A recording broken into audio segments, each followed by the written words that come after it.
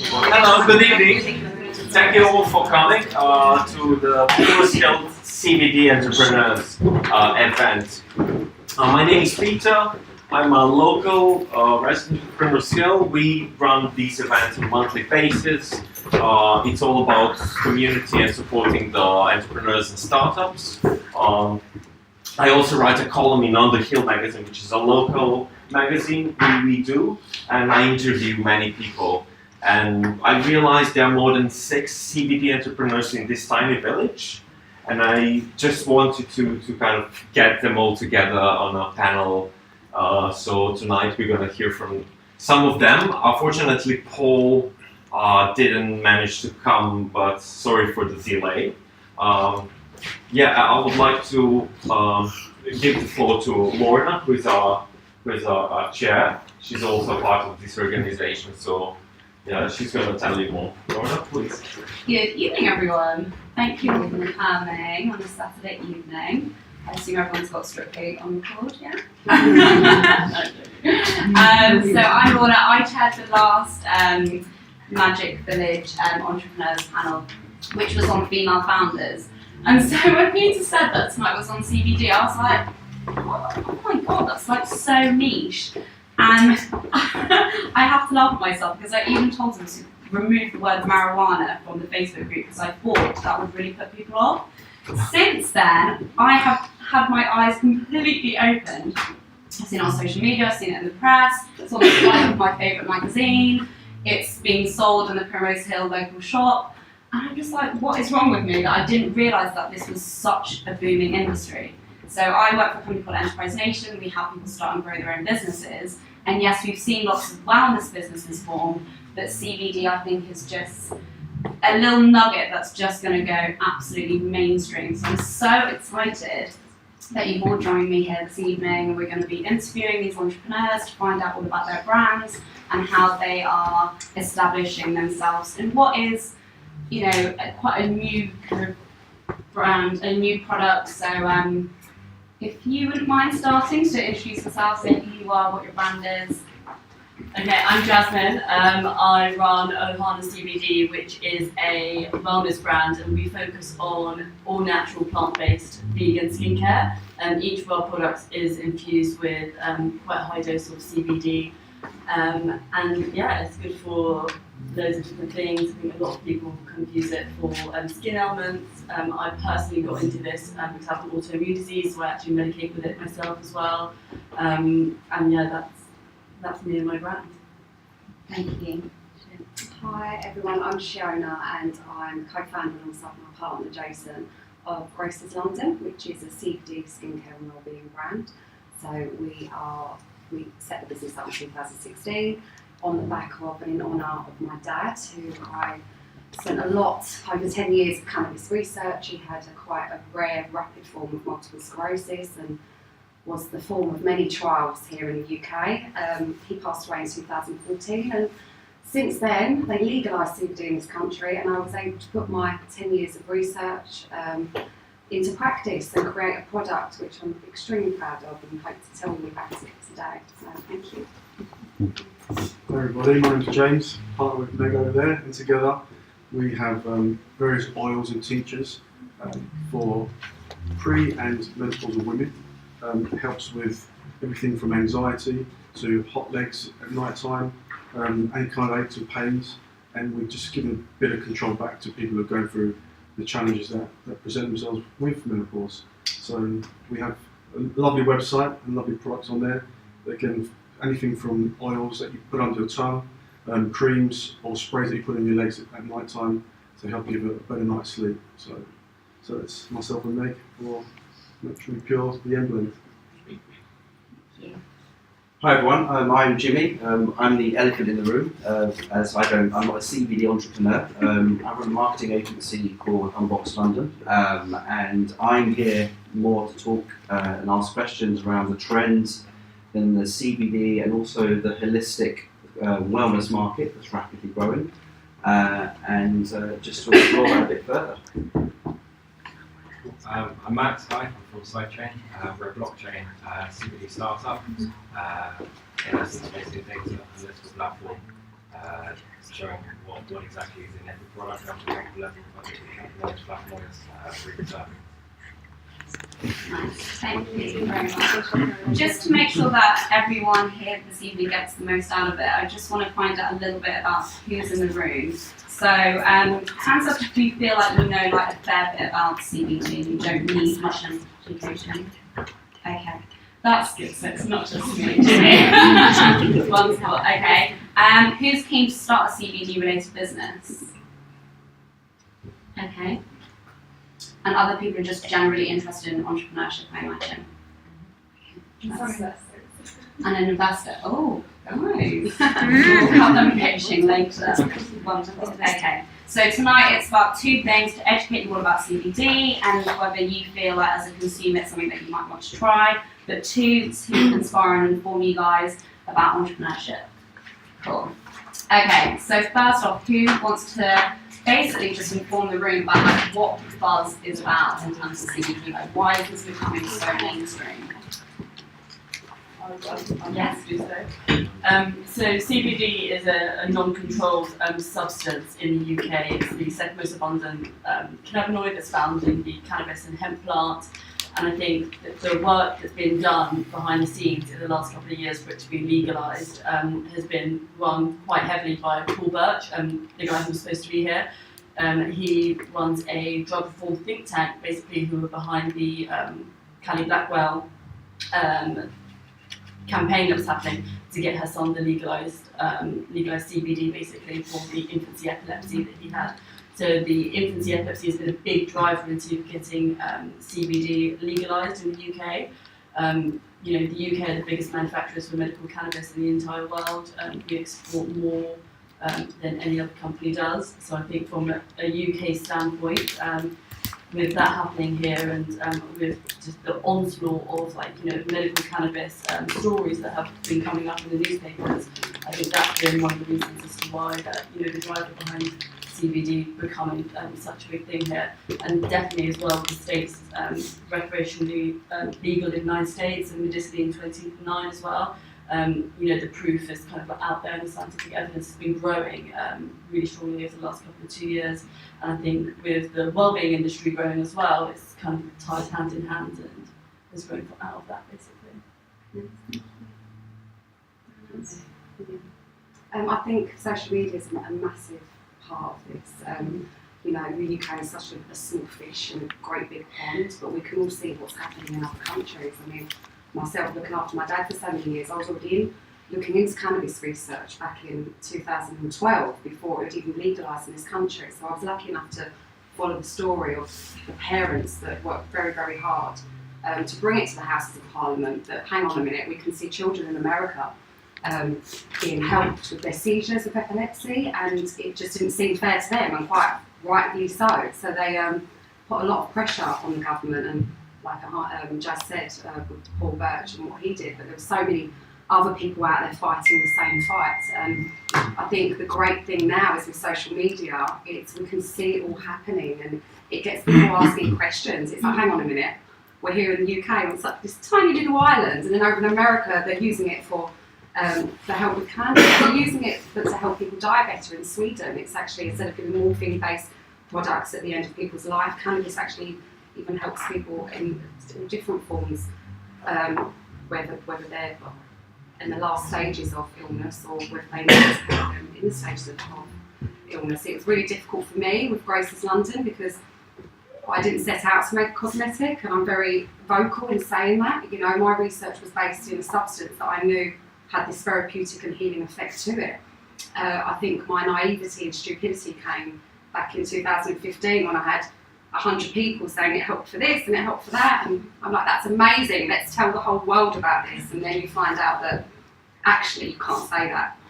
Why can't I say that? It's just, someone's been medicated for fibromyalgia for a long time, and now they're using things like different CBD products from different companies, and it's helping them. I receive emails every day, I'm off my medication, I'm just using your oil, and I'm sure Jazz gets the same, and I'm sure these guys get the same as well. So you find yourself on a very thin line of speaking your truth and honesty about what's happening here with this industry and what is actually going on. And then, it's quite quite a niche, difficult place to be. I know Meg and I have been talking about it earlier. It's difficult because you get given these opportunities in this country to speak about your brand, and you know, I'd be cheating myself if I just sat here and said, this is amazing skincare and it's going to make you look amazing. That's actually not my passion and my guide. It is amazing skincare products, but you know, we can see what's happening in other countries around the world. So I think that's what's helped us here in the UK, hasn't it? And I'm hoping momentum is just building up bigger and bigger. I know Jazz and I met at Product Earth last year, and how much has happened since then. It's been an eye-opener. I mean, I wouldn't even dream of talking to Planet Organic this time last year about trying to get my product in their shop because is it marijuana? It's like, am I going to get stoned? It's like, no, this has been legal since 2014, and then you've got to find a way as to tell them why it's legal. And you know, it's just something that we're all working so hard to break down. So I think you've just got to come from a place of honesty and integrity with it. Yeah.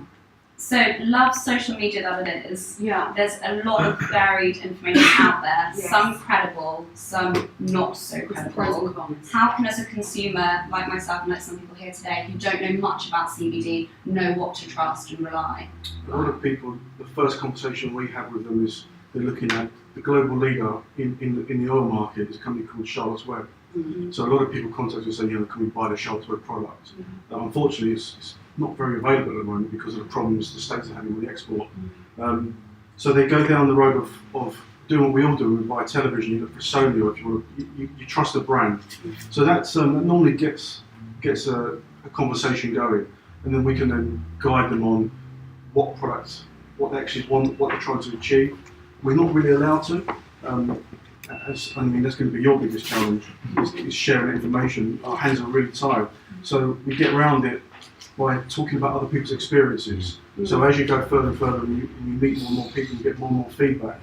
You know, the gummy bears that you guys have all had tonight, there's so many mums who contact us and say, we had a non-verbal autistic child who's now verbal. Wow. They no longer have meltdowns. We can now go to the restaurant, we can go shopping. Yeah. And we have people saying, you know, my father or mother has Alzheimer's, and off the oil, they'll sit in the chair like the other day on the oil, they'll come down and they'll make a coffee for everybody and we'll talk. So we get around our hands being tied by sharing our people's stories. So word of mouth and just encouraging that communication. So social media is great, we use social media and we encourage people to share their stories through social media, but it's actually people sharing their stories because our hands are tied, and that is your massive challenge, and I don't know how you're going to get around that. We'll help where we can. Yeah, but it is like inviting people to be open about their experiences. Storytelling is hugely important. What I'm so admired is that it's the small startups that are there kind of championing this. However, for someone who doesn't know much about CBT, I love startups and I buy from small businesses as much as possible. I walked down the high street and I went into Holland and Barrett a couple of weeks ago to buy my CBD to test it out prior to this event, and they couldn't tell me anything. So how do you, as small startups, what are you doing to kind of like get that educational piece out there? I'll give you an example. When Meg and I first spoke, Meg was very vocal about her experience with the menopause, speaking about, in particular, anxiety. So again, it was just about talking. With Meg's following, obviously, you know, and she's so vocal and open about her experiences anyway, it just comes back down to just talk about it. And the more people we can get to talk about it, the more people are going to understand it. It's really as simple as that. Jamie, do you have anything to say? Yeah, I think on that point, I think what's really probably fueling the knowledge right now, I see there's like 4 things that are happening. So you've obviously got social media, which is a driving force. Instagram, Facebook, bloggers, YouTube, the big podcasters, the Joe Rogans of the world that are just having conversations about everything. Then you've got this other thing, a movement bubbling, which is the rise of spirituality, of the whole, all of that kind of well-being segment, which in the past was kind of labelled as pseudoscience, whereas now all of these things are rising to the surface, with what's being bubbling and psychedelics and everything else. Then you've got the food industry that's changing. Now people are aware of what they're eating. They become more conscious, and they're starting to realise that actually what we've been told by the press and the TV in the past is not true. And I think all those things combined with alternative medicine as well, I think they're all fueling each other.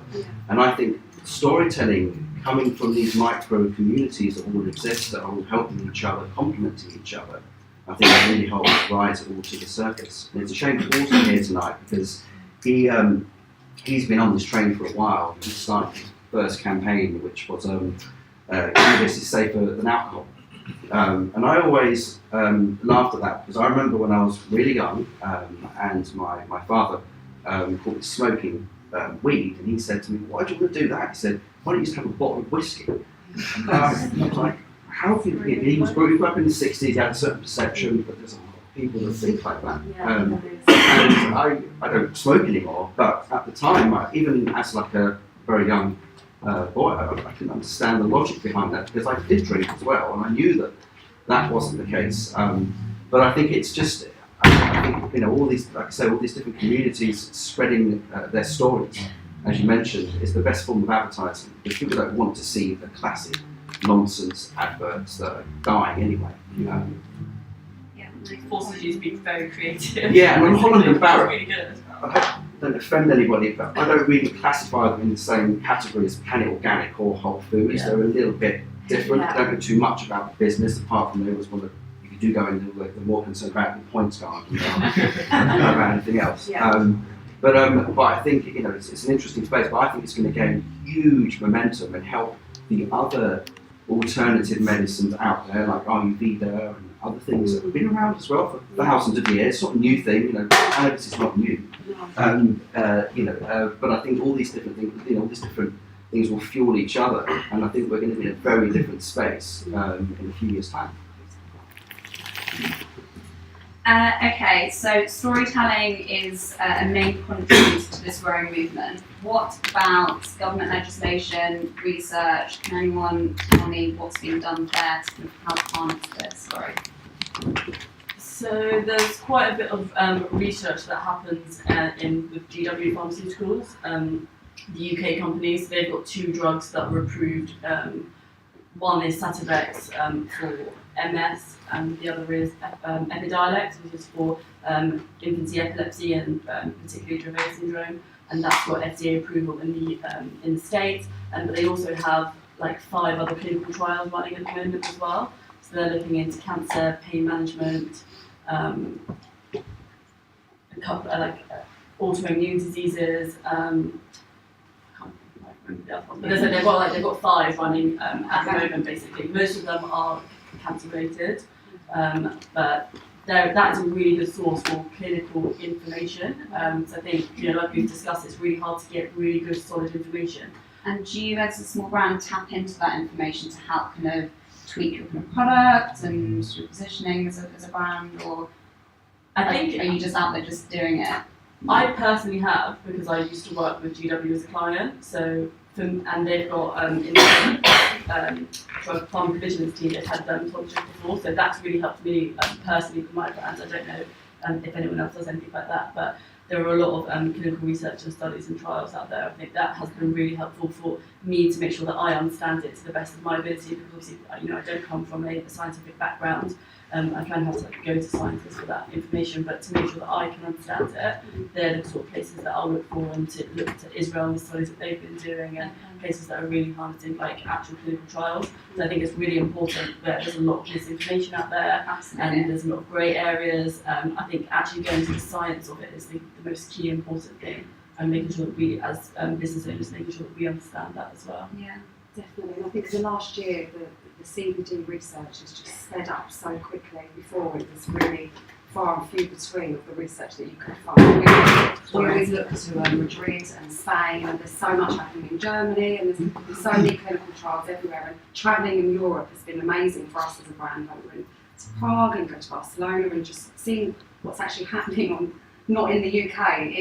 It's an eye opener, So I know that us, Grace's London as a brand, we just try to keep on top of all different research that's going on. I read an article yesterday that in Brazil they're looking into whether THC, the psychoactive part of the cannabis plant, whether it was involved in the embryo development, and whether it's something that teaches the babies to suckle, so they know instantly when they come out of the womb that there's a sense. I know when I had my children, you put them up here and they're like little puppies, they know exactly where to go, they sense the milk. We're just pretty much like, it's a human instinct. So that's amazing, and we're keeping our eyes on that, because I mean that's just phenomenal. There was more research a few years ago that mothers used to say, oh, you know, they told me, oh, there's no point breastfeeding after 6 months because the nutrition leaves the milk then. You know, there's so much research coming out of Germany that cannabinoids are present in breast milk. If that's not mind-blowing enough, I don't know what is. The fact that we have a cannabis plant that mimics cannabinoids that we make in our own body, for me, that's enough. You know, you've got endocannabinoids that we make in our own body, and then you've got phytocannabinoids from the cannabis plant. They're literally the same, and they just work in relation with each other, with skin receptors and receptors that are found in all organs of the body, the heart, the lungs, the brain. It's just mind-blowing. So I think as a brand, you definitely have to keep on top of that. And Yeah. when I feel like we're excluded slightly in the UK, you have to, you know, just right, you have to go out looking for it. You need to look to the other countries, you need to look to the clinical trials, you need to look to the actual science, because when it comes down to it, people just want to hear it from somebody with a lot of letters after their name and they've got a degree.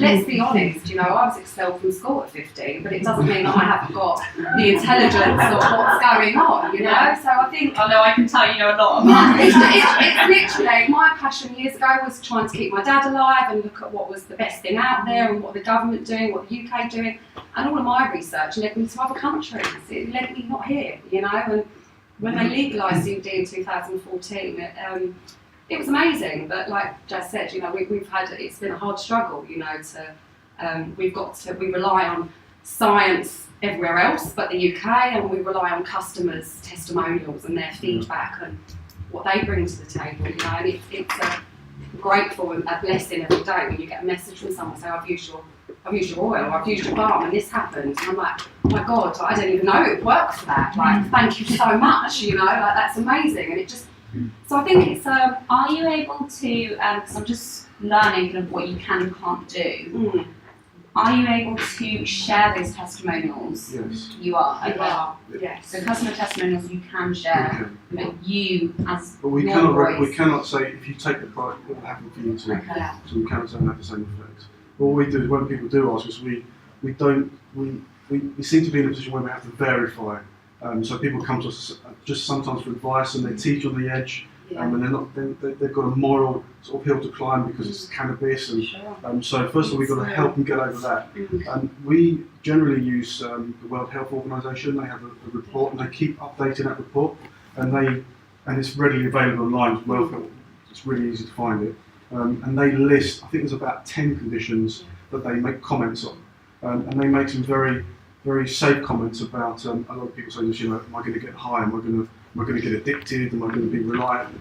So they make some really clear, absolute clear statements where it says they have yet to find any side effects. They do then warn about, it goes very deep into the science of it and how your body processes it. There are some drugs that are processed through the same systems, through your liver.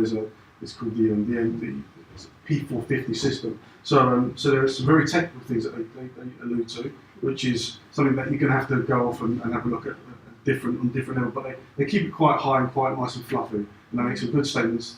For example, coming back to there's no addictive nature. They're yet to find any reliance or addictability. So we use that and we draw upon that. Because it's not, a lot of people come to us and they don't trust pharmaceuticals, they don't trust the government, so they don't want us to, or when we do present information from them, they dismiss it immediately because these are the guys that they're not trusting, they're trying to get away from. World Health Organization seem to be taken in a different light, so they seem to trust when we quote the word, and because it's so readily available online, they can do their own research. So generally we draw upon the WHO, and the fact that the Global Anti-Doping Agency have removed it from the list of substances that are controlled for competitive athletes. Yeah, so a lot of people take a lot of reassurance in that. So we generally try to stick at a really high level rather than going to just because they're coming to us sometimes because they don't trust the pharmaceuticals or they're having a bad experience with the pharma products and not working on them. So we always go and try to quote the World Health Organization. So. Max, can you please share some kind of opportunities or challenges there are striking out in this industry? Yeah, sure.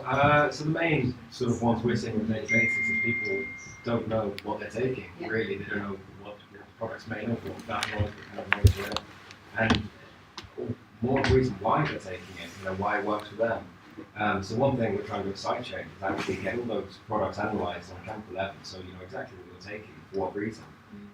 Because there's absolutely nothing out there, and people are. I hate to say it. I know we see a lot of stories and we can sort of take our own opinion from those, but on a scientific level, no one has too much of an idea what's going on, which is frustrating, I think, for a lot of consumers, as well as a lot of suppliers and actually growers in the industry. People don't know what's going on. So yeah, one thing trying to do SideChain is overcome that sort of understanding and allow people to make sort of an informed decision on their own without sort of spending hundreds and thousands of hours trying to find out what the hell is going on. I think that's our main goal, is to give people the ability to make an informed decision. Yeah. So that's how we present our information. So we don't give advice. We tell them, we inform them, and then they can make their own decision. So I think that's the best thing to do. And Jimmy, maybe for you, kind of what do you predict will happen kind of like next in the wellness industry as a whole? Actually, just got a question really on the research part of it. I mean, this is something that's thousands of years old. But like, there's obviously clearly someone that is not wanting this research to possibly come out. Let's just get straight to the crunch. I mean, what role is Big Pharma playing in all of this? Because obviously cannabis is a naturally grown product. It's not synthesized.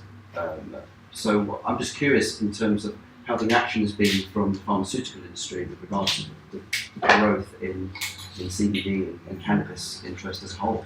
So I think CBD's only actually been isolated from THC since like the late 80s. Okay. So that's a contributing reason why there's not extensive research on it. And for something like arnica or natural plant-based things, for it to be licensed in the UK and be seen as like alternative medicine, it has to have been studied for 15 years previously. So I think that's what also limits the knowledge of CBD.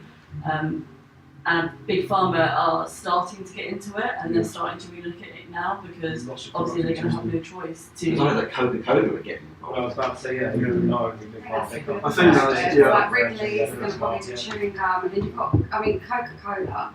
I mean, I don't want to annoy anyone, but it's the most toxic drink out there. It's like a carcinogenic, and they want to put CBD in there. Now that annoys me, and that's where I think the small start-up brands that are passion-driven and in educating people and helping people, I think that's where people are fed up with the mass-produced bull, the same stuff, saying, people don't want that anymore. They want honesty, they want integrity, they just cut the crap, tell us how it is. And I think that's where the kind of businesses like us guys, I think that's where we will shine through, because especially with the wellness market, everyone's getting they want to make their own products at home, everyone's watching what they eat, what they drink.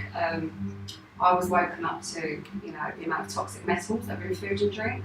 I get a lot of passion going around telling everyone that the skin's the largest organ of the body. I mean, people are like, they're vegan and they're worried about this and they're worried about that, and then they're using things like Dove that has a really high toxic metal, methylosione in it, and no one's talking about that, and that's what's being advertised on our tellies. And so I think advertising and marketing consumers, they've got a lot to speak up for. And then the whole GW pharmaceutical things, Jazz mentioned earlier, that we're the largest manufacturer of legal cannabis. We're talking high THC cannabis.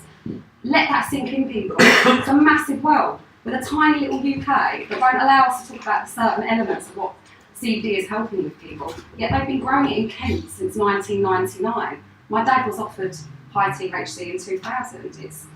You don't want to sound like a conspiracy theorist, but you're very right to bring that up. Like, what is the big deal? What is the hold-up? Write the legislation, change it, Yeah, I mean, probably this isn't the panel for it, but Yeah. I do think I there do get are where you're coming from. lots of them, we're all on the same page here. Yeah. And I think, again, going back to what I was just talking about with regards to spirituality and things that were, to use that phrase again, pseudoscience. Cacao, Palo Santo, all these things, right, which are kind of all in the market. But if you start looking at some of the science now that's coming through in terms of antibacterial qualities from Palo Santo smoke, which is actually used to not for that purpose, but when they start analysing all these things, they're finding more and more evidence coming out. And I just think with what you said about obviously the big brands coming in, I think the majority of the public, and I don't have evidence for this, are starting to wise up to that, to understand what these brands are doing. And, you know, all these small batch producers, I mean, I've worked recently on a project in London, and it's amazing the amount of food production, quality food production that's coming out of the UK, in London. Amazing. Even, you know, craft beer, coffee, and all kinds of, you know, food really. And I think, you know, it would be a shame if, you know, obviously if these big brands come in and they kind of almost bastardise the hard work you guys have done. The bit again that I'm really interested in is the big pharma, because they must be concerned about this. They've all got products on trial. Yeah. I don't understand, absolutely. They're all absolutely deep into it. Yeah, Done the research and seen it for a long time coming. Yeah, the rest of us have basically been held back till they get their ducks in the row and release the rest of us, so it seems. But I think it's right what Jazz said, that the endocannabinoid system, it was and CBD, it hasn't been that long ago that it was isolated. I see. We do need a lot of research, but there is a lot of research out there that we could ask. Sure. You know, please, could we have more clinical research? You know, there's so many countries out there to gain it from. I think that's what annoys me. I don't think we'll ever get it, to be honest, because it's such a commercial. It's their intelligence. It's what they make their money from. So I don't think they'll ever share it with any of us. I think what's going to happen ultimately, the trials are going to end because they're just times. So the amount of time is going to lapse. The trials are going to end. They're going to release it as a product that can be widely prescribed. And right now, as you mentioned, it can be prescribed, particularly Sativex for MS. So it's not prescribed that often, but it can be. Private, very expensive. Yeah. But ultimately, when it does become, when those time trials have lapsed, then it will be prescribed. And what you'll find is that the industry will change hugely. That for producers like us, we're going to be back into the small shops, and we're going to be niche, perhaps considered artisan. And then you're going to have people who have got the ailments that we'll then be allowed to talk about, will go to the GP and they'll be prescribed it. So I think at that stage, the industry will change. Yeah, so, you're going to have different sides of it, but let's just hope everyone can get it like the way they choose to get it, whether it's as a cosmetic or a medicine. Let's just hope that all those areas are awake. You know? Right now, their intellectual property, they won't give up. This is how they make the money. Sorry, I'm going to pull it back slightly. Shona, you mentioned Coca-Cola. Whether we like it or not, they are a mainstream brand. They have millions and billions of consumers. What I would love to see is a small startup kind of knocking on the doors of these big conglomerates saying, you know, what are the partnership opportunities? I know, Shona, you're stocked in Selfridges as an example. Yeah. What can be done? What are the opportunities there for small brands to collaborate with big brands to get it out there more? I'm still kind of new to it all, if I'm honest. You know, we've been stocked in Selfridges since May, and we're in a very small concession in Selfridges. And you know, the way that happened was the lady, her name's Jane Wallace. She's a very well-known clairvoyant in this country and other countries, and she's all into psychic and natural healing availability. She saw the gap of that I couldn't say this product helped with these certain things, and herself had suffered from arthritis from a young age, from the age of 7. So that's the way that our paths kind of crossed. And she's been a strong advocate. I was not going to go and knock the Selfridges door after just making Why ever not? a cannabis brand. I think I just wanted to crack on with Islington and Primrose Hill and Camden, where I've been born and bred, and try and just help the people on my kind of level. And then what happened with Selfridges, it was kind of like a miracle, you know, that Jane had contacted me and said, I think your products are amazing, like, I really want to pioneer and help you get involved. And Selfridges has been great for that.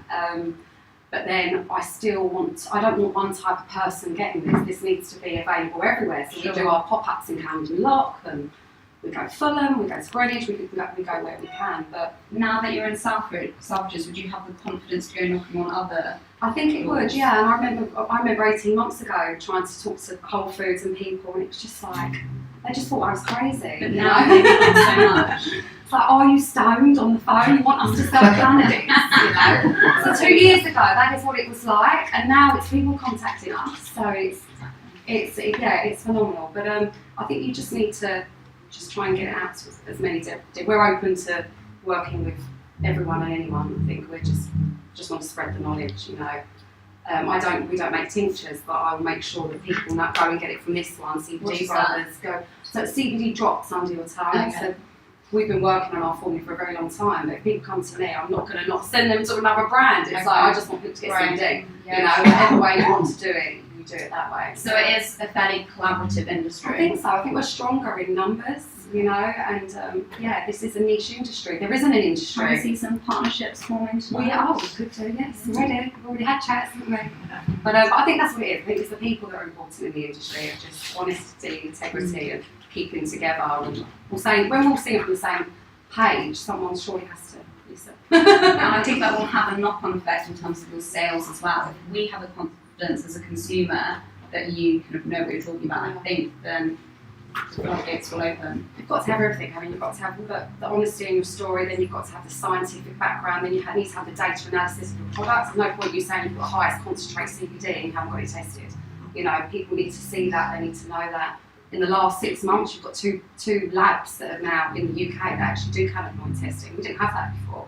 We was always having to send our stuff to Spain or Germany, and even still, the UK, when it comes to the UK and legislation, you want to have UK stuff to give back to them. Well, it's tested down the road, you know, what can you kind of say now? And that's what is just so exciting to watch the last 6 months of how people are trying to jump on board. You know, we spoke earlier that there's a big problem with online payment providers when it comes to setting up your website and things like that.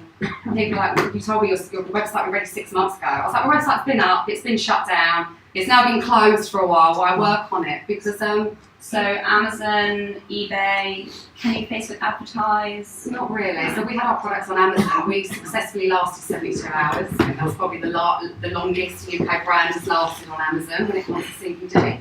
It's all to do with the CBD is still linked as a reputational risk to businesses. It's still linked with drug paraphernalia. The times, it needs to be changed. You know, this paperwork is stopping us wanting to do what we're trying to do and help people and just spread awareness. How do you think all these brands are getting around that on Amazon then? 'Cause there are a lot of brands. There are a lot of brands, so it's a difficult one. So if I was to re-register my business in Ireland and maybe go onto Amazon that way, I could get onto it that way. It's a grey area, and anyone wants to contact me, it's been such a headache. I'd be happy to tell anyone to not go through the stress that people like myself and Jazz have been You type through. in what I'm saying is you type in CBD into Amazon. There's a There's raft of loads, different and this is patches our and tinctures argument. and So you spend I'm born and bred here in the UK. I want the UK to be on board. I could quite easily go and set up a CBD company in America, or I could go to Ireland where all my family are. You know, the island's paving the way now, but with CBD as well. They're growing it. There's so many farmers involved in Ireland. But yeah, we want to do it here in the UK, don't we? We want the UK to jump on board. It's really important, you know. You can get on Amazon, but they will close you down. Yeah. PayPal will seize your funds. Facebook will close your account. It's a Insta will big close your deal. account. So they will all hunt you down and close you down. But a lot of people that buy from us, resellers, they go up, they try their luck. They might last a week, they might last 2 or 3 months, but ultimately they'll close you back down again. Just keep It's pushing. an American brand, so in America it's federally illegal and it's Schedule 1, so it's being rescheduled. So that's why Whole Foods don't stock CBD products because they're owned by Amazon. So it's actually more to do, even like Eventbrite. So I run a women's entourage network, which is a cross-based platform for a network for women who want to get into the legal cannabis industry. So we want to help and support women in this booming industry because obviously we recognise it as a big place of growth. And we were holding a women's brunch for it last month, and we said women's CBD, and Eventbrite shut us down. And they were like, you can't do this because you're we're American. And we're like, well, no, but we're based here in London. And they were like, oh, so sorry, and they put it back up.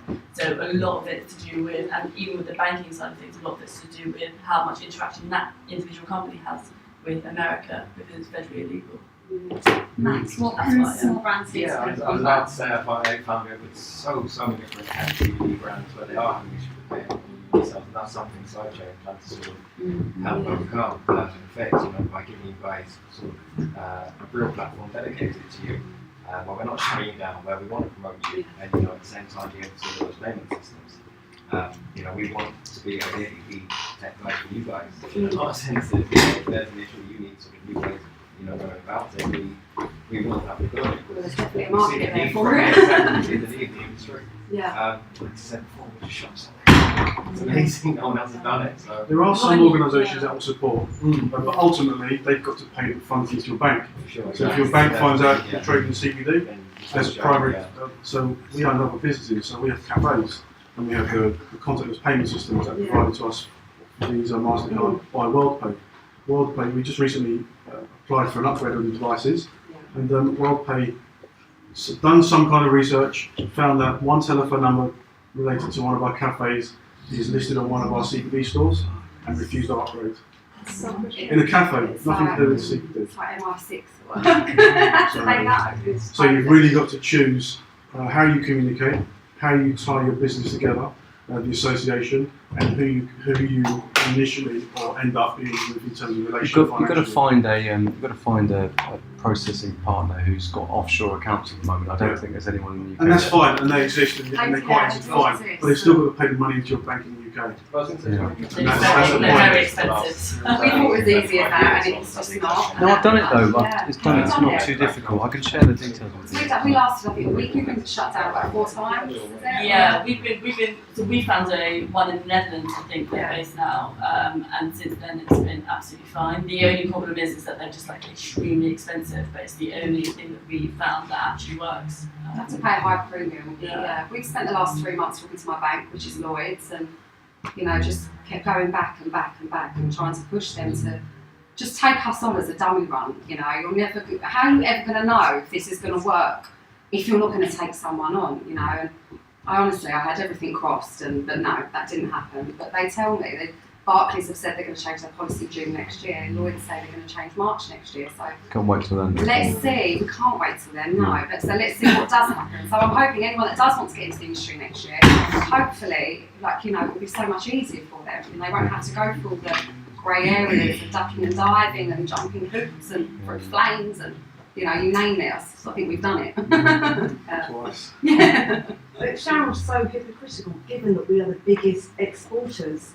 It just, you don't want to talk about conspiracy theories, but how hypocritical that you are all in this position in the UK, but Theresa May's husband and his kind of money and those kind of people with them kind of money have got so much investment in this industry. It is mind-blowing. It is quite difficult. You don't want to be perceived as like conspiracy theories. Yeah. I'm against government. You don't want, you're trying to I make a think brand government and need to you realise that this could Yeah. make a huge contribution to their bottom line. Yeah, definitely. So let's Not just just use easy. them. We'll do what we can to kind of lobby.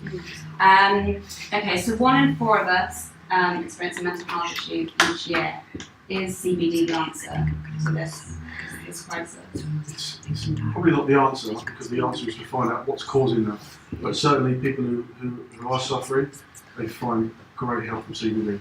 So whether Give it's some examples. anxiety is a huge one. So some people can take just one gummy bear a day, and their anxiety will just completely disappear.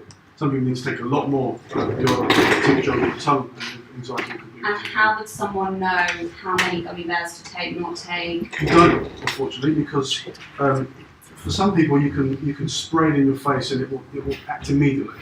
Some people will take the oil for 21 days at So strength. it's a trial and error It's a situation. journey, yeah. So you've got to help someone start a journey, and they're looking for what we call the sweet spot. Yeah.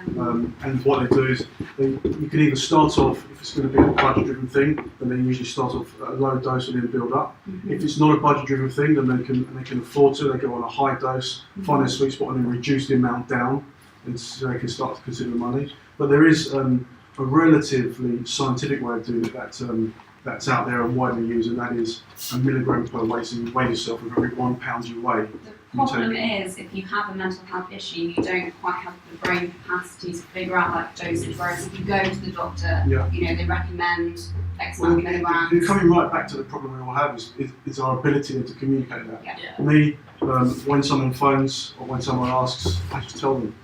And I tell them based as much as I can related to other people's stories, to try to keep, but I can't, when you've got someone on the phone, I remember I had this lady once and she just couldn't get through the day. I'm sure. Yeah. And she was on the phone, she was crying, and what do you do? Do you say, I'm sorry, I can't tell you, I can't talk about it? It's so Don't, the human side of you kicks in and says, look, you know what, this is what we're going to do for you, this is what other people have done, and we try to comply as much as possible, but sometimes when you're faced with someone, distraught in front of you, you can't help but help.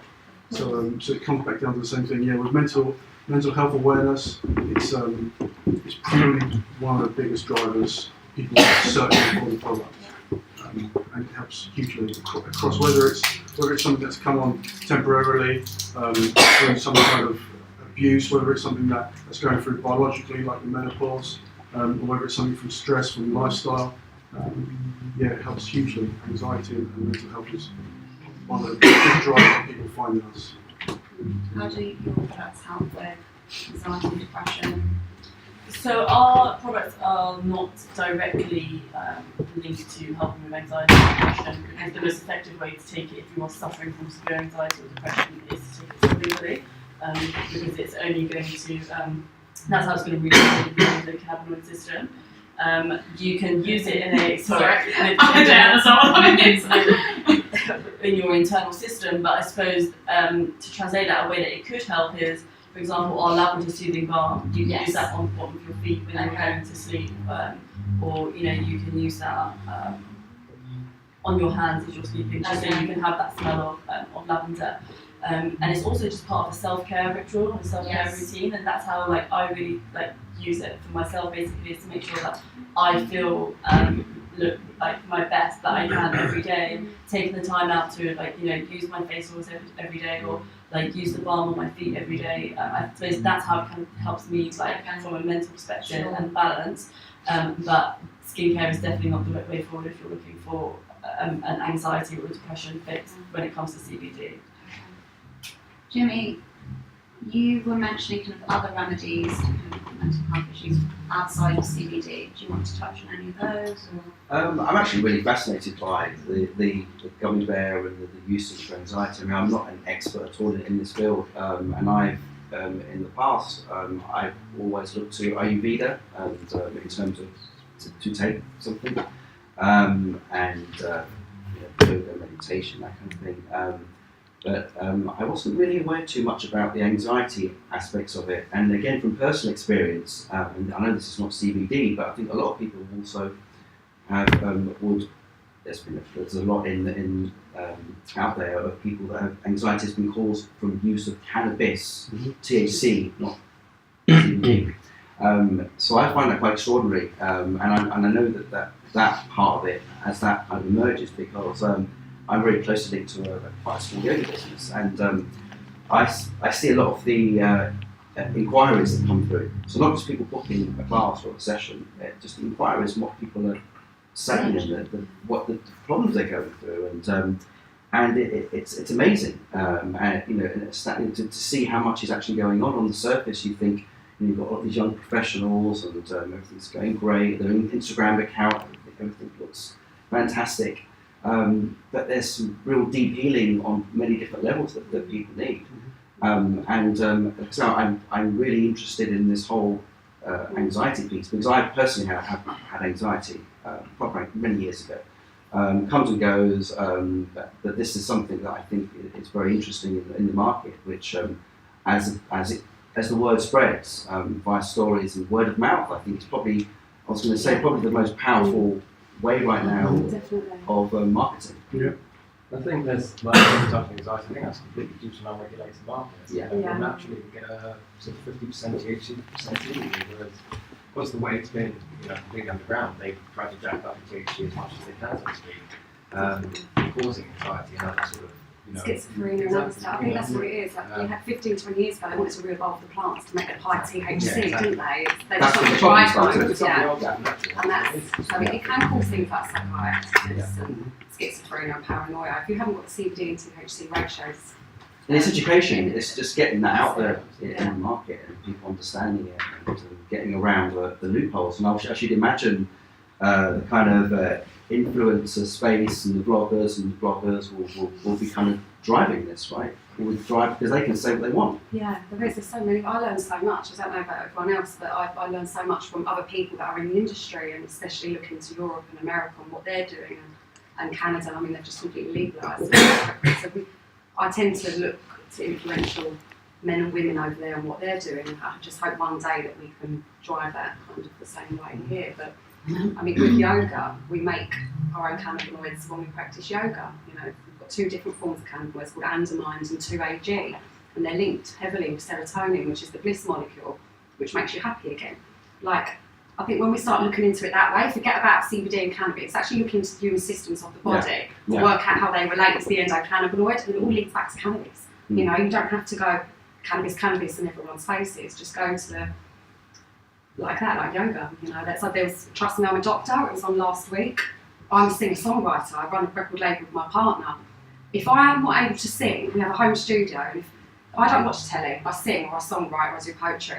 If I'm not able to sing, I get anxiety, I get agitation, and you know, I didn't realise, but watching that programme, trust me, I'm a doctor last week, they said that the human body makes the most cannabinoids when you sing. I was just like, that's because the minute I sing, I'm like, oh, my partner's like, oh my god, we can't breathe. She's sung. Anxiety's gone. I'm making my own cannabinoids. Give us a song. Yeah, I don't even need my product, you know. And I think that if you go into that way of educating and talking, and I know that with the Entourage Network concept, that other women will talk about wellness, what wellness means to them, and how they bring CBD in and linking CBD with the spiritual side of things. I think yoga is a great way to do that because there's scientific research there that we actually make our own cannabinoids through stuff like yoga. So absolutely, it's amazing. Yeah. Again, it's another conversation, but DMT, it's found naturally occurring in the body. I mean, this whole, you know, that's why I think all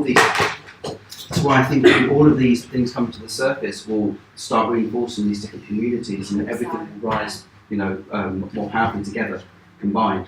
I hope you're right. I think it's very exciting right now. I think on the sound side, I mean, I think the biggest trend that I see right now in terms of really catching on is sound healing. And there's actually, in fact, in terms of singing, there's a lady in Ibiza who does singing therapy. That's her business. Amazing. And the crystal bowls and the gong. I know it's all kind of, it's been around for years and years and years, but I think all these things combined, so with, you know, with taking and all these other different forms of healing, combined will become very, very powerful. And I think it will just further allow people to trust more in these natural ancient systems that have been around forever. You know, it's not new stuff. You know, I know that CBD thing is, but actually, you know, in terms of what's coming from this one. I think it's just been waking up. I know Jazz and I are quite heavily involved in a place called Hello Love in Bloomsbury Square, and Jane suffered breast cancer, and then she, after curing herself from non-toxic, she had chemo, but then she learned about the effects of chemo, and she's just been a pioneer in non-toxic practice and educating people on what they should be eating, what they should be drinking, and what you should be putting on your skin. And she's created this hub that offers free treatments to people that suffer with cancer, and you can go there and have sound bowl therapy massage. I've been down there a couple of times to experience it, and until you experience it, it's another level. You know, it's just like, what just happened to me? I've learnt so much from her, and down in that place in Bloomsbury Square, of teaching people non-toxic practice. So that's a way that I'm now seeing people opening up to it, and now she's incorporating CBD down there. She's talking to people without us saying anything. It's happening, and that's the greatest thing. You know, people are getting it. And science is catching up as well. They're starting to actually prove. I know the meditation thing has been, you know, that trend has been running for a while, but they're starting to now actually, you know, bring science and improve some of these things that, like I said, were like just spirituality. Where it's not really something science normally. You can't hold it in your hands, can you? It's not something physical that you have. Yeah, and I think that's what it is. But science is catching up with it, trying to write stuff now to cement the energies of the body. And yeah, it's exciting right now. I mean, 15 years ago, my mum used to get laughed at, and she was a hippie, and you know, and it's just not the case. So yeah, it's exciting. You've definitely converted Jimmy. I can tell he's nodding away. Jimmy's not a business tomorrow. I'm going to open up the floor to questions shortly, so just have a little think about what you want to ask our panel. But beforehand, I just want to go along the line and regardless of whether someone in the audience is thinking of starting up a CBD business or not, lots of people might be sitting here with an idea in any industry. Can you just please share with another top tip or what you wish you'd known before you started your business, something that our audience can take away? I think it's definitely something that you have to be passionate about, because it is not an easy industry at all, and there are a lot of challenges. So I think it's definitely something that you have to be extremely passionate about, extremely flexible, and yeah, I would say don't go into it with this is, with one view, this is exactly what I'm going to do, because that's probably going to change, because it's changing all the time. So I would just say be passionate, be flexible, and yeah, I think you have to be quite a compassionate person as well to be part of this industry, because it's like, like you said, you were going to get a lot of phone calls, you're going to get a lot of messages about people wanting help and advice, and a lot of it's quite emotional. I'd say be emotionally ready for it as well. Get a therapist. I'm the same. I'd probably say the biggest thing that I've learned is I have a 10-year-old and a 7-year-old as well, and I've lived with my partner, we already run our own business, and then we was going to jump into business together. It's like we've been together 17 years. Can we do this? Are we going to end up wanting to kill each other? We're already doing so much together already.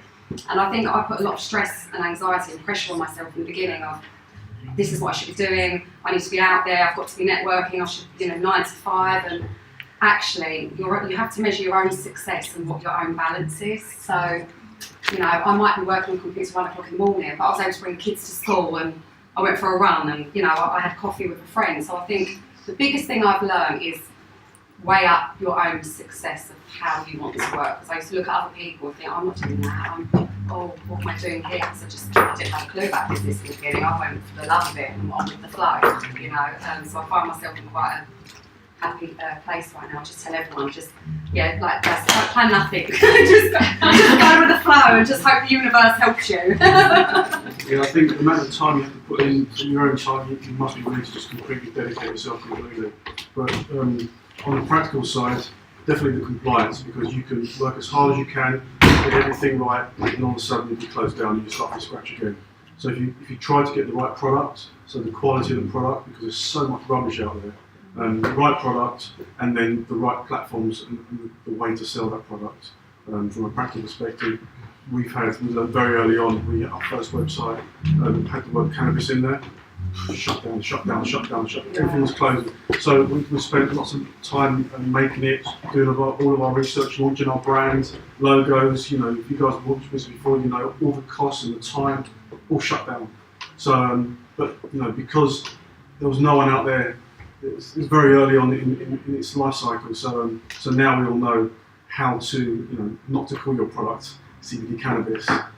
You've got to give it a different brand. You can't have that on your website. You can't mention it in your business cards. Your telephone numbers need to be separate. So those practical things, once you've got that passion, once you've managed and once you understand your product, you've got to understand the platform which you sell it's got to be right. Otherwise, it's all for nothing. Yeah. I work with lots of entrepreneurs, and I think the passion thing for me is the one that I would say, you're not doing something that you really enjoy doing. When the novelty wears off and you've got to put the hours in and all the problems start coming, that's when I see a lot of entrepreneurs crumble. When you're doing something you love or that you've got some invested, general passionate interest in, then you can continue grinding, when shit hits the fan, basically. I'd say really, in essence, quite similar to what you guys said, but love that process. It's your process, it's your story. You're going to learn a hell of a lot along the way, whether it works or it doesn't. I think most importantly is if you love that process, people will understand and see that passion alongside you and buy into you as a person or a business. I love that. Passions come up a lot. Love the story, quality of products, really good tips. Thank you guys. Has anyone got any questions for the panel? If anyone has a questions, you guys coming back. Anyone? Is there anything that we haven't covered this evening that you're really keen to take away with you tonight? Yeah, this is probably bringing it right back to basics, but could you list the benefits of the product, because so far it's anxiety, insomnia, MS, and the whole facial thing, things like that. What are they? Because I'm quite naive to this product. So what other benefits have you seen come through? I think from my perspective, different because you guys with the cosmetics. So on the management of conditions, depends what people come to us with. But if you didn't have a condition that you wanted to manage, it's a great well-being product. So I like it to cranking yourself up to number 10 and round to 11. It puts a spring in your step. Funnily enough, it gives you better access to memory, makes your brain work faster. It aches and pains that just seem to disappear. Gives you drive and ambition, and you feel like a better version of yourself. Then if you have to manage a condition, it depends on the condition you're trying to manage. But generally for well-being, it's absolutely top notch. And anyone who doesn't have a condition they want to manage, they do take it.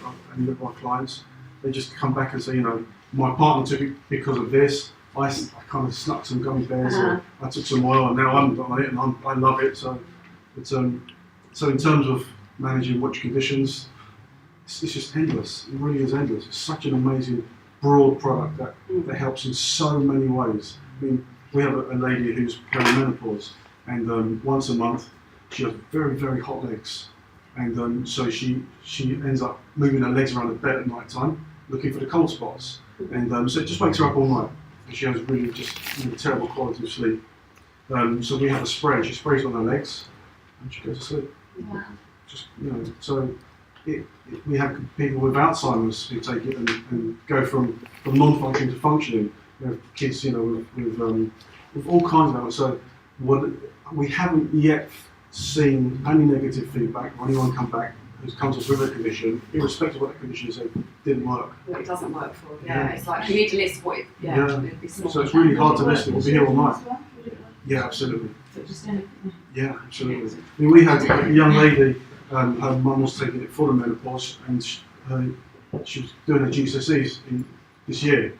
And for the first time, this young lady experienced panic attacks.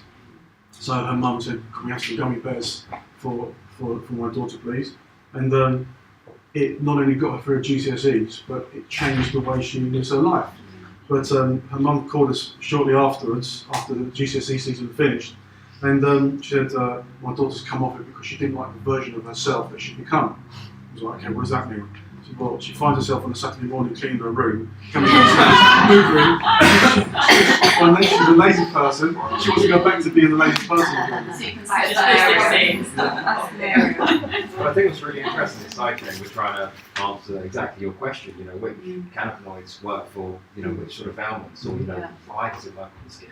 It's only, I think, by collecting data over the next, sort of few years that we will be able to sort of understand that and have a real explanation for the end user. So basically, I can answer the question why versus skin. There is scientific evidence that CBD contains anti-inflammatory and antioxidant properties, and the anti-inflammatory properties are treating acne and similar skin diseases, and the antioxidant properties are actually treating your wrinkles I use for anti-aging. So it has two very powerful properties in solving the two biggest problems of the dermatology. It's more than cosmetics, though, isn't it? The question was how does it? What conditions what can does it it help? work? It's definitely more than cosmetic, though, isn't it? Yes, but she asked specifically for skincare. Well, just everything but then Okay. so In Hungary, about 3 years ago, they've done an amazing clinical trial that actually proved that there's skin receptors on the skin. So I know that for years people have used essential oils to smell. My mum had smelling salts years ago, someone passed out, things like that. Using essential oils on the temples, the pressure points of the body, has the linalool terpene in lavender, actually helps the pain. That has been scientifically researched. What we have found in the last few years is adding essential oils with the CBD. It's actually the terpene molecules of the essential oils, so the main one in lavender is linalool, that actually binds the CBD to these receptors. It's actually not CBD that it's phenomenal. It's actually mind-blowing. So I've put mine into a rollable because I wanted a product that I'd use every day. To me, it's consistency. I have endometriosis, I'm a year overdue hysterectomy. I suffer with depression, I suffer with anxiety, and I noticed that I need to use it every day. It's something like a face oil. That product's there by my sink, near my toothbrushes. I cleanse my face in the morning, I put oil on. I now know I'm consistently using a certain amount of CBD. And because it has helped me with my pain to do with the endometriosis, it's quite quickly as well. Like you apply it onto your skin, within 10 minutes you feel that cuddle, that warmth of the pain's gone. So there's definitely bioavailability there for it to go through epidermis layers of the skin. What unfortunately we haven't got is the strong UK backing with that, and that you're allowed to say that. Yeah. But you know, when you have someone like your nan who's got arthritis and they apply the balm onto their hands, and then within 5 minutes she's like, "Sure, let's work." You know, what is that? I'm like, it's 5 plants. You know, that's it. There's no preservatives. There's no toxic ingredients. So yeah, it's crazy. So we use a skincare. It's amazing for skin. The omega oils in hemp seed alone. Forget CBD. Hemp seed alone is a superfood. It's amazing to add to smoothies and just to eat the seeds. So just coming on to my next question is the different ways that you can take it. So you can take the drops, you can put it as oil. So the drops is a really good one because we have receptors under our tongue. So like Jazz was saying, it intensifies you taking the CBD. So that's a good one. So you can hold it. The longer you can hold it under your tongue, the better. I have a friend who does a wellbeing event where she does their hair and gives them a nice head massage, but she makes them hold the CBD under their tongue for 20 minutes. And the people that have never experienced CBD before, they're sitting in this posh salon having their hair done, and they're like, wow, like they feel the effects, you know, it's quite amazing. And yeah, it's exciting when you see someone experience it. CBD acts with your cannabinoid system, which is responsible for regulating your body. So a lot of people feel different effects out of it. For example, there are people that takes in before bedtime to help them sleep better. Really, People like really good with insomnia, isn't it? yes, and then people that take it before work for concentration. Like my husband takes it before work, and he feels much more productive. In my case, I use it for migraines, and I was just telling him, like, I used to have really, really bad migraines, and now I take CBD and it takes away my pain, which is incredible. I couldn't believe it. And I have a neighbor who has arthritis, and I gave one of my products to her, and I said, "Why don't you try this? You know, it's a natural. It's not gonna make you any harm." And then she tried it, and she was a bit skeptical. And she tried it, and she was amazed by it. So it's more for inflammation. There is a lot of research around this that it acts really with inflammation. And it acts with your own cannabinoid system, so it helps regulate your body. So that's why it's so good for wellness. Yeah, it's so important. The endocannabinoid system is in charge of our pain receptors, our temperature control systems as well. Eating, sleeping. It's literally Everything. the top 5 of It things. was named that after, we need the to reason it's called the endocannabinoid system is because it was named after cannabis, because it was found to have such a dramatic effect on your nervous system, and all these receptors, like you're saying, even your skin and your temperature, your sleep, your appetite, everything's all controlled by this central nervous system, which is then affected by the CBD. And it's the biggest receptor system in our human body that was found in the 1980s. It's actually incredible. I'd love to see what the next 50 years is going to bring. You know, we've just tapped into THC and CBD. There's over 113 cannabinoids. You know, there's a lot of extensive research going into CBN now, and eyesight and CBG, and I think that's where we'll all be looking for the next few years, is what comes out with the other cannabinoids. You know. Okay, so Gary Best, Camilla, next. Yes, it was actually quite a good question. So I think That was a really good one. Yeah. we have a question there, yeah? Two. First one. I'm working with some scientists from Oxford, so they are developing new biomarkers and new ways of tracking chronic inflammation in our bodies. Also, I'm collaborating with some medical doctors from King's College and other universities, and they are doing precision medicine or preventative medicine. I'm working in the supplement market for like 2 years now, and I'm consuming myself different CBD oils. I tried various, and obviously my confusion comes whereas how do I know which CBD should I take, because I've seen companies, they're having different colors, they extract the fibers, the terpenes, they're like, okay, I'm going to clear out the liquid to look better and stuff like that. Some say in order to open and to access all the CBD gates, you have to have the whole compounds. You can't separate them because obviously it's not going to be so effective. So that's one question. How does a customer, because I'm trying to figure out ways of recommending to clients and to people the best CBD they can take, or at least to have a list from where they can get like very clean, good sources of CBD. So how do I know as a I don't know, client, customer, which CBD should I buy? What's the differences between different CBDs? Because obviously every company says like mine is the best because of so and so. That would be one. And the second one, which is it leads to my confusion, and now we have to figure it out, the way of directing people to take them from the concentration and the dosage perspective, because we have like 3%, 5%, 20% strength. So some companies, they say like, okay, you need a half a pipette or 1 pipette or 3 drops or 6 drops. So I can't really understand yet how much, first of all, which one to choose. I know I discovered a few CBD oils that are absolutely incredible. But I'm sure there are many others on the market, and the more I know about them, it's easier for me to understand the whole picture. And then how much should we take? Because obviously one thing is to experiment on my own skin, but we're unique, so we all have different reactions, responses, and needs in our body. That's the main point. Yeah. With which oil you should buy, I think it's just common sense, like any product. You do your research, you try to speak to the organisation, but the verification process shouldn't just involve the organisation. You should try to find other people who are using that product and then can verify that it is a good product. Yeah, but then, for example, I know a couple of, I don't know, maybe a year and a half ago, it was like cold press CBD. Yeah? Now we have critical extraction. From my own understanding, CO2 extraction is the best you can get.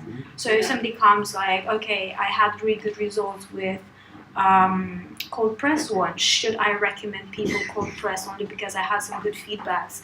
But see, it's very relative, because if somebody had like I don't know, anxiety, it's much easier to treat anxiety with the cold press CBD. But when it comes to MS, for example, or other autoimmune diseases, you will need stronger.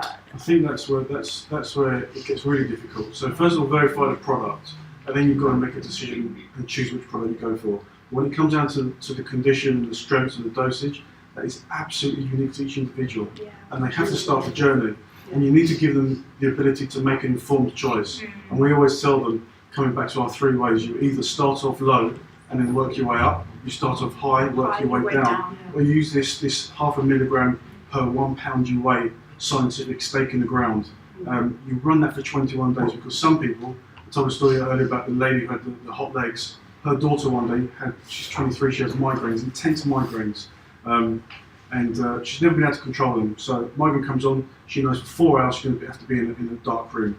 Now she took her mother's spray that she was using on her legs, sprayed it in her face, and the migraine didn't come on. So now she uses it. So my point being is that with this young girl, it works immediately, and that was a 400 milligram, very low dose in terms of tinctures. But her father needs to take 40% strength oil. He needs to take about 200 milligrams a day under his tongue for it to work. So it depends on the person. So what we try to do is we try to give them the 3 basic structures. One is to start low, and usually that's a budget-driven or fear-driven. They haven't quite got to the point where they're taken on. Maybe it's moral, maybe they just don't understand. They don't want to, or they're very young on their journey. The people who like the scientific, the logic, they go for the stake in the ground approach, and the people who just want to get this pain managed, or this excruciating anxiety that they have that's keeping them housebound, they want to get it managed, they go for the higher approach. So each person is completely individual and unique. There is some research that talks about why that's the case, and it's to do with how the liver processes the CBD, again through the P450 system. But it's all still I wouldn't say theory, but it's all still being researched. Absolutely. And that It's doesn't, very and that doesn't yeah. help when someone's on the phone saying, I'm in pain. So it's a journey, and you've got to, when you're choosing a product, apply the same rules you do with any other product. When you've made that choice, try to strike up a conversation or a relationship with the person that's helping you, and then try to get the verification.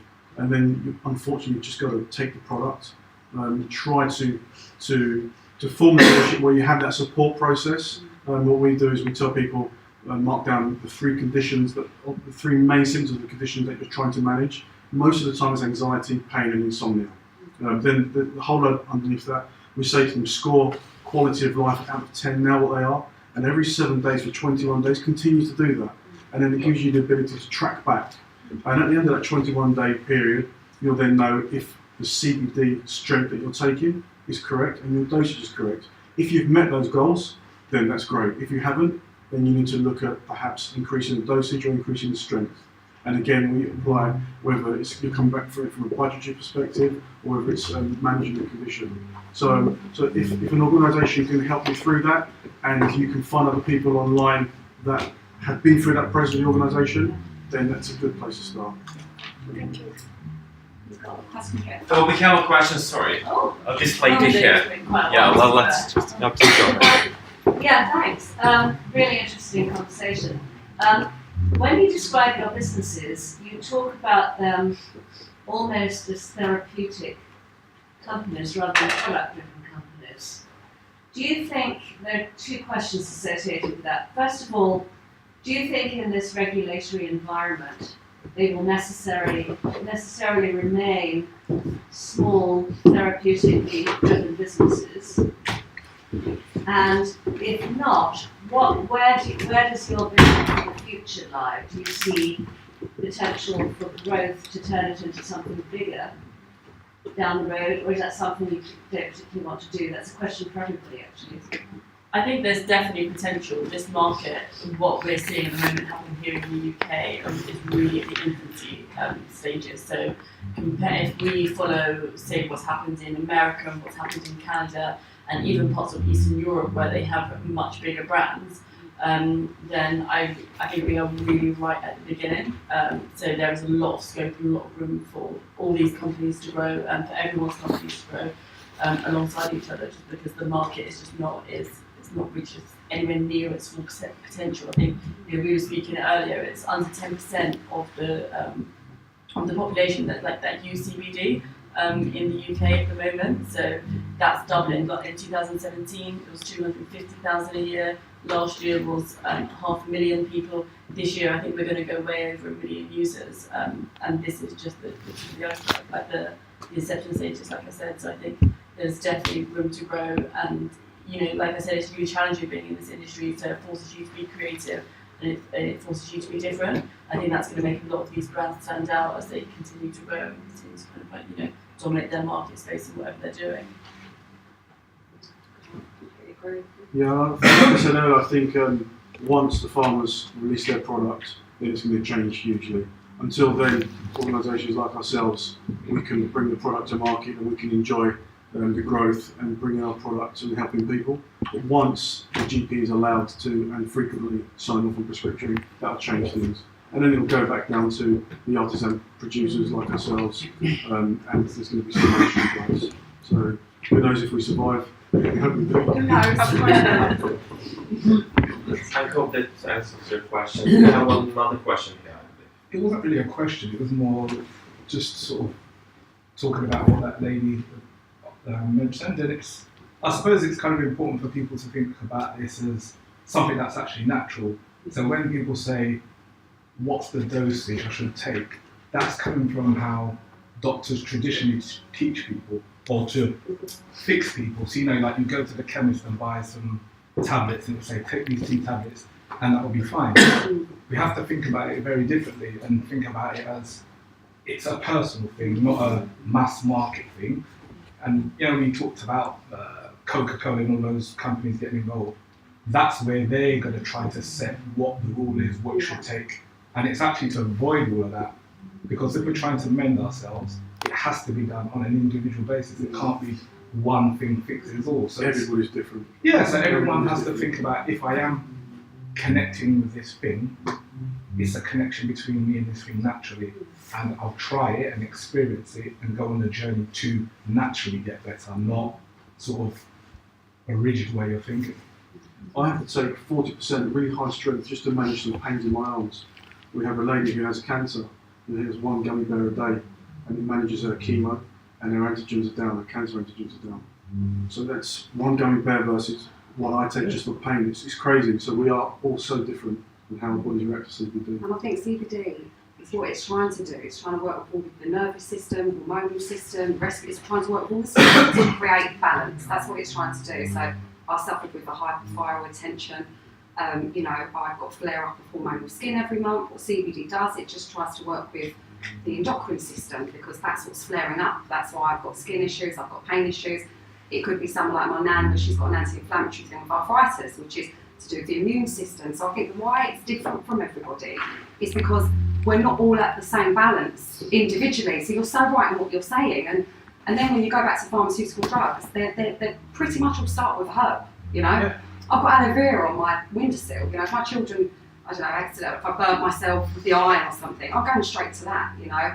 When it comes to lavender, I was brought up in an Irish, all my family are Irish, and I was brought up with fields, acres of field. They grew their own potatoes and onions, and I come from quite a herbal background. You know, I clean my house with lemon and salt. I think you're right in what you're saying. Why is it not being treated like a normal individual basis thing? Like we've got lavender on our window, or we've got aloe vera in the fridge, you know. I think you've definitely nailed it on the head. It gets it.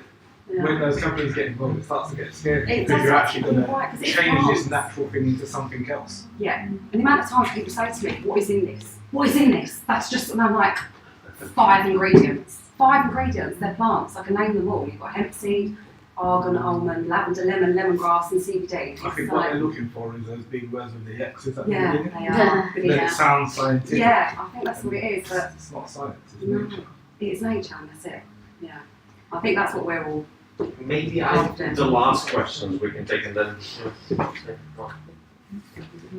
I wanted to ask you where you're at with explaining the different strains and stuff. Sure. So at the moment, we're currently building the blockchain. I've been building it for about a year. About to go into testing. We're going to be working with a number of labs. There's 2 in the UK, I mentioned earlier. We'll be working with probably one or the other. We do have one in Spain that we're already working with at the moment. But yeah, we should be seeing the products in the market in the next 9 to 12 months, sort of thing, actually launched for the public to use, and well, for you guys most importantly. But I think once we get something like that out, and we're able after a few years to sort of start to see trends as to which cannabinoids are treating sort of which symptoms, which flavonoids, and so forth. All these questions we're having now, I think will be a lot easier to answer. And like what you said, it's just the lack of research we've done over the last 20, 30, 100 years. Once we get that data, I really do believe all these sort of questions we struggle to answer tonight will be answerable. But until we get it and do start doing that research, well, yeah, we just need to get on with it really. And in the meantime, all we can do is just, I suppose, keep all our data analysis from customer feedback, you know. So And that's the best way to it's build. just, you know, so when what a day does come, you can go, there you go, you know. Yeah. Thank you very much. Yeah.